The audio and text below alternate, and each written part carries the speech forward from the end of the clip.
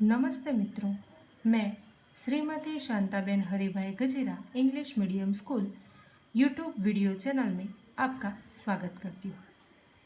आज हम बात करने वाले हैं स्टैंडर्ड 9 सब्जेक्ट हिंदी। टॉपिक है समास। यह ग्रामर का एक टॉपिक है, तो आज हम बात करेंगे समास के बारे में।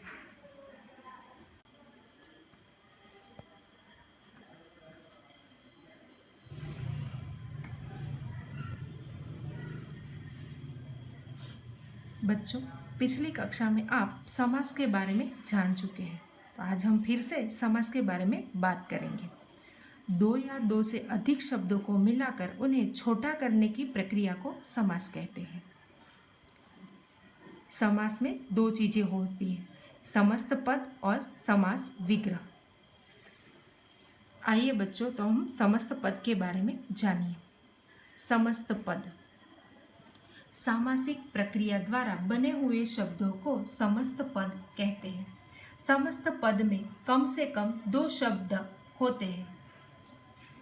पहले पद को पूर्व पद और दूसरे पद को उत्तर पद कहते हैं। जैसे घुड़सवार समस्त पद है। ये तीन शब्दों घोड़े पर सवार उसका संक्षिप्त रूप है।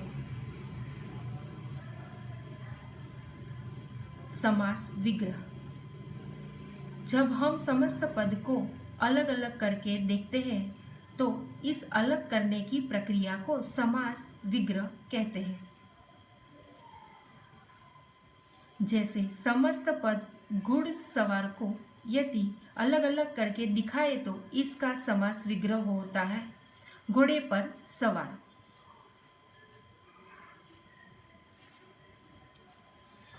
इसमें कारक विभक्ति का लोप हुआ है। चलिए बच्चों, तो इसके कुछ उदाहरण देखते हैं। समस्त पद और समास विग्रह। माखन चोर, माखन को चुराने वाला। इसमें को विभक्ति का लोप है। हवन सामग्री, हवन के लिए सामग्री, यानी इसमें के लिए विभक्ति का लोप हुआ है। समास के भेद। समास के 6 भेद होते हैं। अव्ययी समास, तत्पुरुष समास, द्विगु समास, द्वंद्व समास, कर्मधारय समास, बहुव्रीहि समास। पहला अव्ययी भाव समास। अव्ययी भाव समास में पहला पद प्रधान या अव्यय होता है, उसे अव्ययी भाव समास कहते हैं। इसका सामासिक पद भी अव्यय बन जाता है। जैसे अनजाने समस्त पद है। अन इसका पहला पद अव्यय है, इसका समास विग्रह हुआ बिना जाने। इन उदाहरणों से और अच्छी तरह से समझते हैं। समस्त पद, पहला पद, समास विग्रह। भर पेट, भर पेट भर कर। बेकुसूर, बे बिना कुसूर के। यथाशक्ति, यथा शक्ति के अनुसार। दूसरा तत्पुरुष समास। जिस समाज में दूसरा पद प्रधान होता है उसे तत्पुरुष समास कहते हैं। इस समास में कारक की विभक्तियों का लोप होता है। उन विभक्तियों के नाम के अनुसार इसके और भी भेद किए गए हैं। जैसे कर्म तत्पुरुष समास।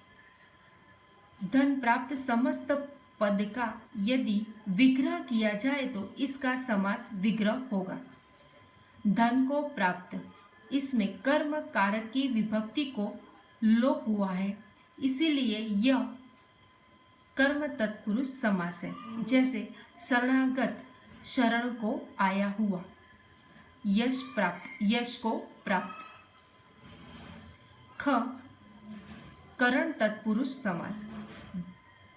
जिस समाज में करण कारक की विभक्ति से अथवा द्वारा का लोप होता है इसे करण तत्पुरुष समास कहते हैं। जैसे तुलसीकृत, इसका समास विग्रह है तुलसी द्वारा रचित। इस समस्त पद में करण कारक की विभक्ति द्वारा का लोप हुआ है, इसीलिए ये करण तत्पुरुष समास कहलाता है। बच्चों चलो एक और उदाहरण से आपको अच्छे से समझाती हूँ। मुंह मांगा, इसका समास विग्रह होता है मुंह से मांगा हुआ। इसमें करण कारक की से विभक्ति का लोप हुआ है, इसलिए ये करण तत्पुरुष समास है। घ संप्रदान तत्पुरुष समास। बच्चों जिस समाज में संप्रदान कारक की विभक्ति के लिए का लोप होता है उसे संप्रदान तत्पुरुष कहते हैं। जैसे पूजागर, उसका समास विग्रह है पूजा के लिए घर। इसमें संप्रदान कारक की विभक्ति के लिए लोप हुआ है, इसलिए ये तत्पुरुष समास है। राष्ट्र प्रेम, राष्ट्र के लिए प्रेम। इसमें संप्रदान कारक की विभक्ति के लिए का लोप हुआ है, इसलिए ये संप्रदान तत्पुरुष समास है। ग अपादान तत्पुरुष समास। बच्चों जिस समाज में अपादान कारक की विभक्ति से का लोप होता है उसे अपादान तत्पुरुष कहते हैं। जैसे ऋण मुक्त, ऋण से मुक्त। धनहीन, इसका समाह विग्रह होता है धन से हीन। इसमें अपादान कारक विभक्ति से का लोप हुआ है, इसलिए अपादान तत्पुरुष समास है। ड संबंध तत्पुरुष समास।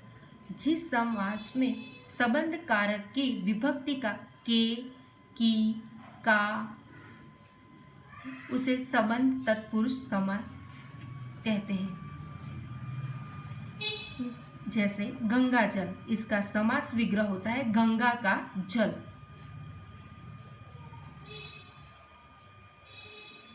इसमें संबंध कारक विभक्ति का लोप हुआ है, इसलिए संबंध तत्पुरुष है।